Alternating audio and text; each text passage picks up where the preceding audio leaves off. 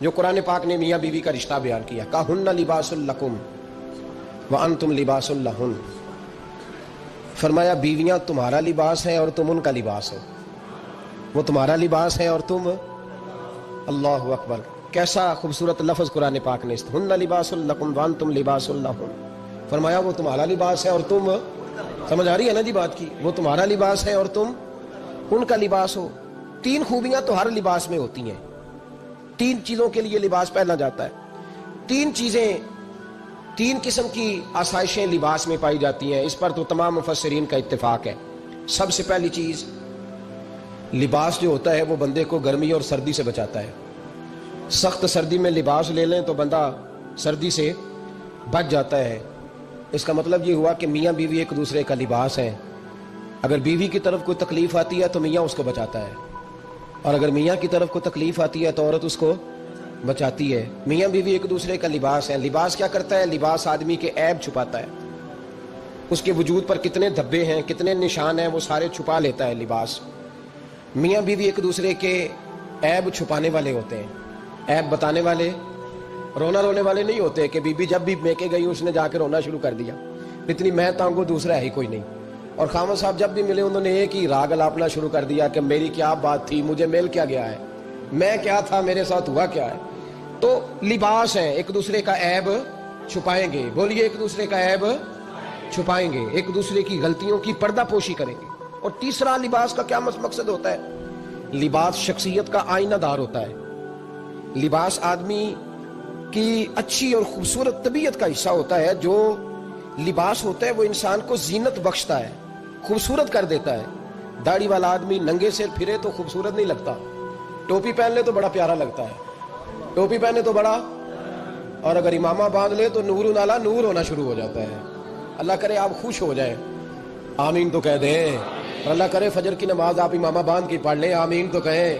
چلو کوئی نہیں، جنہ دی داڑھی نہیں انہوں نے رکھنی چاہیے، جنہ دی نہیں ہونا نو موضوع نہیں تھا، پر ہماری بھی مجبوری ہے، داڑھی آ ہی جاتی ہے، ہر موضوع میں شامل ہو جاتی ہے، رکھنی چاہیے۔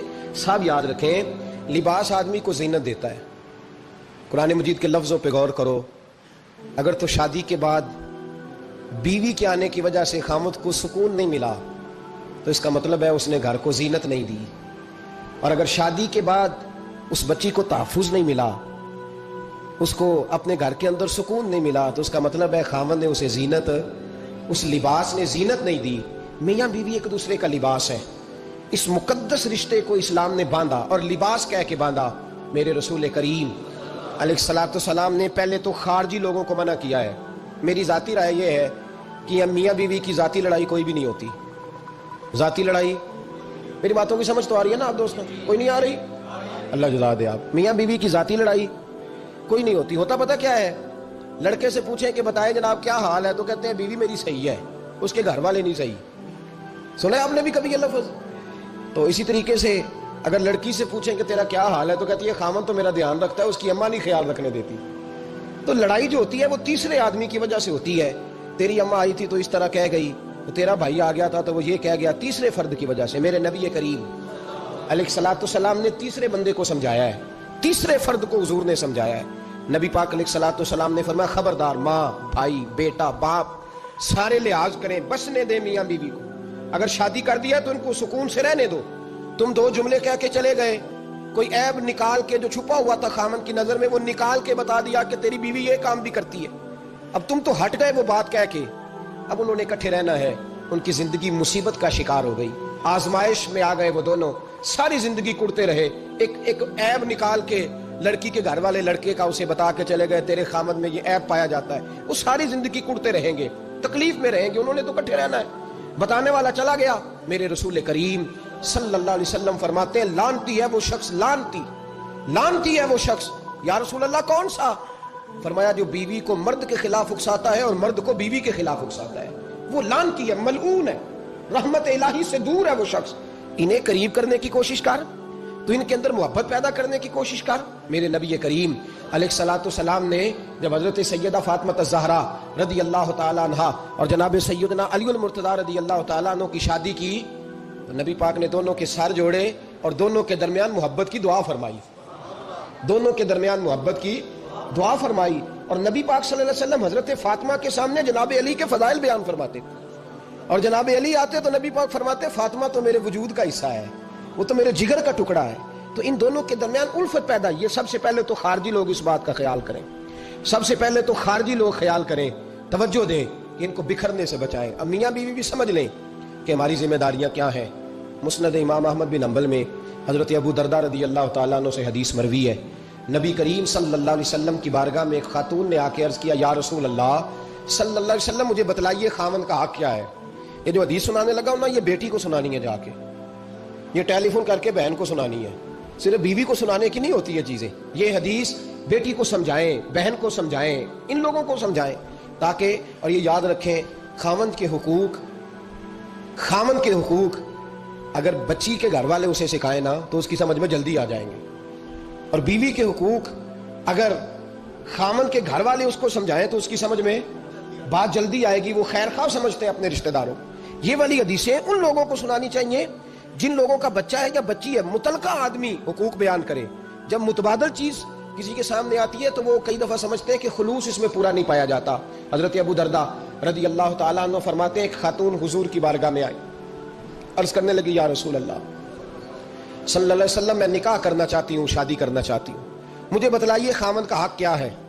اگر تو میں ادا کر سکتی ہوں تو میں نکاح کروں، ورنہ میں اس کام سے بچوں۔ میرے نبی کریم علیہ الصلوۃ والسلام نے فرمایا، بی بی اگر خاوند کے ناک سے ریٹھ نکلے، ریشہ نکلے، پیپ بہے اس کی ناک سے، اور بی بی اپنی زبان سے وہ صاف کر دے تو پھر بھی اس کا حق ادا نہیں ہوتا۔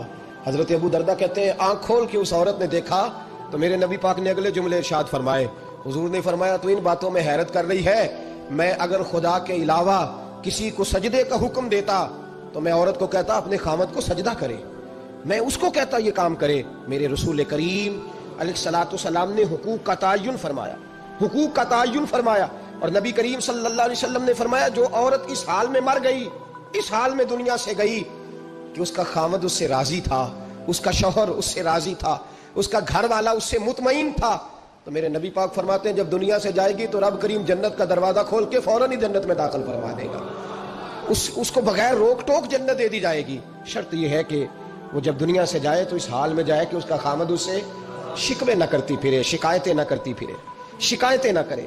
ہمارے زمانے میں شکایتیں ہوتی ہیں، اور خواتین عورتیں اس بات کو سمجھتی نہیں کہ اللہ نے جو میرے نصیب میں رکھا تھا اور جو خاوند رب نے میرے لیے پسند کیا تھا وہ اللہ نے مجھے عطا فرما دیا ہے۔ وہ شکوے کرتی ہیں، شکایات کرتی، اور دوسری عورتوں کو سامنے رکھ کے وہ فلاں کے حصے میں یہ چیز آئی، فلاں کے حصے میں یہ چیز آئی، فلاں کا خاوند یوں کرتا ہے، شکوہ کرتی ہیں۔ میرے رسول پاک علیہ السلام نے فرمایا عورتیں کثرت سے جہنم میں جائیں گی، کثرت سے۔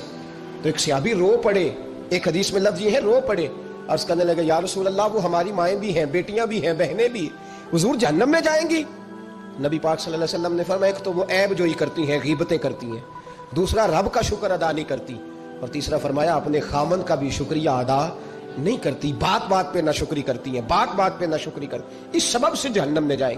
عورت کے حقوق کا تعین فرمایا، اور ساتھ ہی میرے رسول پاک علیہ السلام نے مرد کی طرف توجہ فرمائی، اور کیا خوبصورت لفظ ارشاد فرمایا تم میں ہر آدمی اپنے آپ کو اچھا سمجھتا اور اچھا کہتا ہے، ہر آدمی کہتا ہے، لیکن کوئی اگر مجھے آ کے پوچھے گا کہ محبوب آپ کی امت میں اچھا کون ہے، تو حضور فرماتے ہیں میں اسے اچھا سمجھوں گا جو اپنے گھر والوں کے حق میں اچھا ہے، جو اپنی بیوی خیرکم لأہلہ، تم میں سے بہترین وہ ہے جو اپنے گھر والوں کے لیے اچھا ہے۔ اور فرمایا جاؤ میرے گھر جا کے پوچھ لو، وانا خیرکم لأہلہ، میں تم سب سے زیادہ بڑھ کر اپنے گھر والوں کے لیے اچھا ہوں، تم میں بہترین وہ ہے جو اپنے گھر والوں کے لیے، بال بچوں کے لیے، بیوی کے لیے اچھا ہے۔ رسول کریم علیہ الصلوۃ والسلام نے خاوند کو حکم دیا اور ارشاد فرمایا کہ عورت ٹیڑھی لکڑی ہے، بیچاری کو اللہ نے عقل پوری نہیں دی۔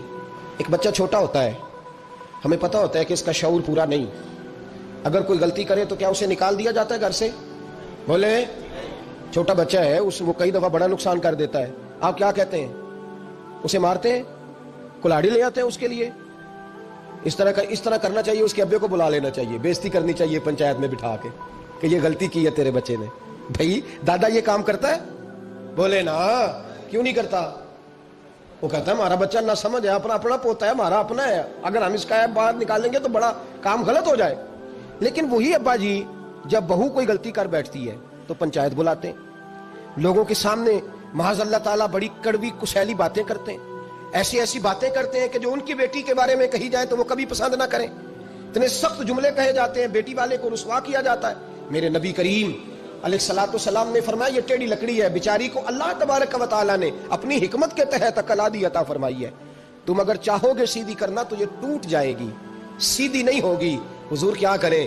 فرمایا اس کے ساتھ گزارا کرو، اللہ تمہیں اجر عطا فرمائے گا، اس کے ساتھ وقت گزارو، اللہ تمہیں اس کا، یہ ذہن بنانا چاہیے خاوند کو کہ یہ، اور خاوند کی ذمہ داری ہے۔ اعلیٰ حضرت رحمۃ اللہ علیہ نے فتاوی رضویہ کی 24ویں جلد میں بالتفصیل لکھا ہے، آپ فرماتے ہیں خاوند کی ذمہ داری عورت کو کپڑا فراہم کرنا، روٹی فراہم کرنا، رہنے کے لیے گھر دینا، نان نفقے کا خیال کرنا، اور آپ فرماتے ہیں اگر وہ مطالبہ کرے تو ہفتے میں ایک دن اس کے ماں باپ سے ملانے بھی لے جا سکتا ہے، ہفتے میں، جی کوئی نہیں بول دے تسی ہفتے چ نہیں، یہ نہیں صحیح لفظ، ہر ہفتے اے سوکھ ہے، کدوں ملان کرنا ہے، پاویں نہ بولو، گل جڑی سچی ہو تو سچی ہے، ملان کدوں لے جانا ہے؟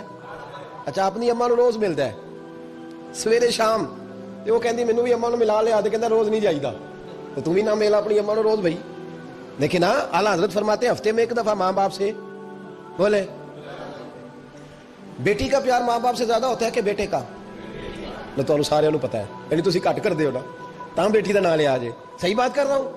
تو جس کا پیار زیادہ ہے اس کو روک دیا، کہتے نہیں روز نہیں جائیدا، سال بعد جائیں، بلکہ ان تے اللہ خیر کرے، اللہ پاک فضل کرے، دماد صاحب کی عزت ہی نہیں نہ ہوتی، اس کو آنکھوں پہ بھی اٹھائے تو کہتے تیرے گھر دے میری عزت نہیں کرتے، پتہ نہیں ہن تو عزت بھائیا کیڑی شے دا نام رکھیا ہے، وہ کیڑی ہے جڑی تینوں چاہیے ہے، اللہ ہی بہتر جانتا ہے۔ عزت نہیں کرتے تو لہذا میرا پروٹوکول نہیں، پھول لے کے کھڑے نہیں ہوتے گلی میں، وہ باہر نہیں نکلتے، وہ اشتہار نہیں چھاپتے کہ دماد صاحب آ رہے ہیں، اور ویسے بھی میں کہاں جاؤں، مطلب یہ کہ چپس بھی نہیں ہے، انہوں نے سنگ مرمر بھی نہیں لگوایا ہوا، تو میں کیسے جاؤں، میری شان کے خلاف۔ اعلیٰ حضرت فرماتے ہیں ہر ہفتے وہ بیٹی جو ہے، تو بیٹیاں بیٹیاں ہوتی ہیں، یہ تو اس دن پتہ چلتا ہے نا جب اپنی بیٹی بندہ ڈولی میں ڈالتا ہے، پھر پتہ چلتا ہے کہ دل کرتا ہے ہر ہفتے اس کو ملنے کو، دل کرتا ہے کہ وہ آئے، چہرہ دکھائے، ایک دفعہ مل جائے، ہر ہفتے اس کو ملوانے لے کے جائے، اس کی غلطیاں معاف کرے، اس کے عیبوں پہ پردہ ڈالے، اس کی کوتاہیوں کا خیال کرے، اس سے درگزر کرے۔ میرے نبی کریم صلی اللہ علیہ وسلم نے فرمایا میں اپنی امت کو حکم دیتا ہوں کہ اپنی بیوی سے بغض نہ پالنا، بغض نہ پیدا کرنا، کوئی غلطی کرے تو بغض نہ پیدا کرنا، بغض نہ رکھ لینا سینے میں کہ تو ہے ہی ایسی، تو ہے ہی، بغض نہ پالنا۔ اور کیا خوبصورت لفظ ہے حضرت خدیجۃ الکبریٰ کے سرتاج کے، اور کیا لفظ ہے جناب سیدہ آمنہ کے لال کے۔ میرے نبی پاک فرمانے لگے اگر تمہیں اپنی بیوی کی کوئی عادت ناپسند ہے تو غور کر لو، ڈھونڈ لو، اس میں ایسی بھی عادت تمہیں ضرور مل جائے گی جو تمہیں بڑی پسند ہوگی، ڈھونڈ لو، غور کر لو، مل جائے گی، کوئی ایسی بھی مل جائے گی جو تمہیں بڑی پسند ہوگی، وہ بھی تمہیں مل جائے گی، ڈھونڈو تو صحیح، تلاش تو کرو، بغض کی اینک نہ لگانا، بغض کی اینک لگا کے دیکھو گے تو کچھ